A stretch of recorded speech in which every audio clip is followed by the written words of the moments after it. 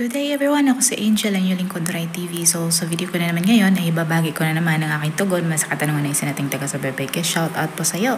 Sana ang interpretasyon na ito ang sagot sa iyong katanungan at parang din sa inyo dyan na may katulad sa panaginip na ito. Paalala ko lamang lagi na ito ay isang general interpretation kaya unawain nyo at tingnan mabuti ang mga nangyayari sa inyong buhay ngayon at gamitin ang inyong sariling intuition at mag-connect directly sa mga impormasyon na maaaring ibabahagi ko. At para labis yung maintindihan ang ibig sabihin ng inyong panaginip ay panoorin ang video na ito hanggang sa matapos at kung ito ay nag-resonate bawat isa sa inyo, please leave us a comment at huwag natin kalimutang mag-like, mag-subscribe at i-hit na din ang notification bell para maging updated kayo lagi sa mga hindi pa nagpo-follow sa aking Facebook page. I-follow nyo na po Rai TV at i-share nyo na din. Maraming salamat. Ang panaginip tungkol sa kinakagat ka ng aso sa iyong kanang kamay can symbolize sa isang challenge or pagsubok sa iyong kakayahan to act, or pwede din ito isang nakatagong kalaban o di kay isang warning tungkol sa pagkawala mo ng control sa iyong professional o di kay sa iyong personal life. Paminsan-minsan, ang panaginip ay isa ding warning against losing your instinct, or it may represent na isang sitwasyon kung saan ay mayroong issue ng trust or kataksilan. Ang kanang kamay madalas ay nagrepresent sa action at sa control, habang ang aso naman sa panaginip ay pwedeng mag-symbolize ng loyalty at protection. At ang pagkagat nito ay isang sign ng isang violation or ang misuse ng mga katangian na ito.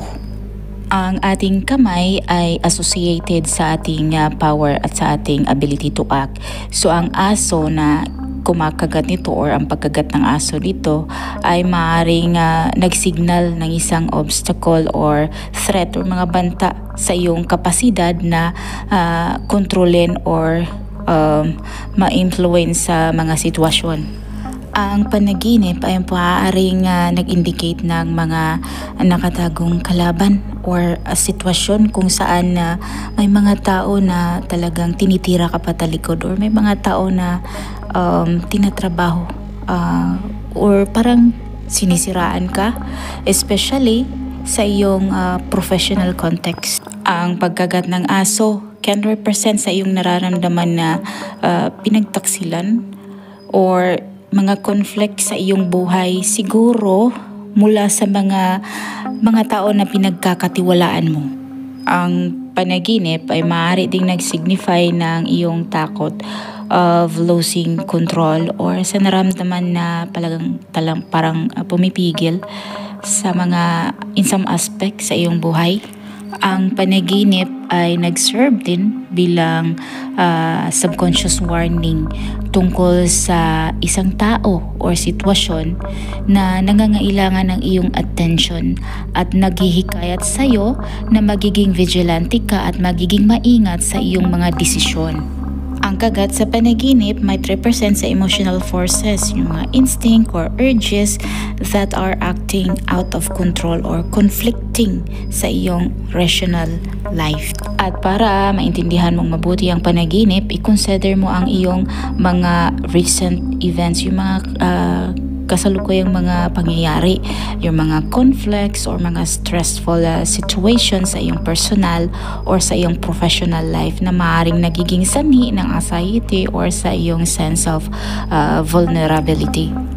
Mag-reflect ka din sa mga specific behavior ng aso sa panaginip, kung sila ba ay aggressive, sila ba ay playful or familiar.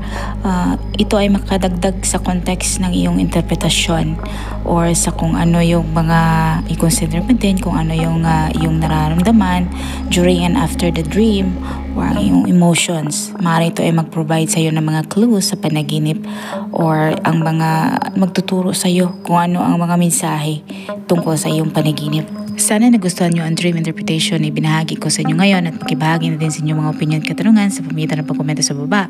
At kung ikaw ay bago lang sa akin channel, ay huwag kalimutang mag-like, mag-subscribe at i-hit na notification bell para maging updated kayo. At sa mga hindi pa nakapag-follow sa aking Facebook page, i-follow nyo na po Rai TV at i-share nyo din. Maraming salamat hanggang sa muli. Paalam.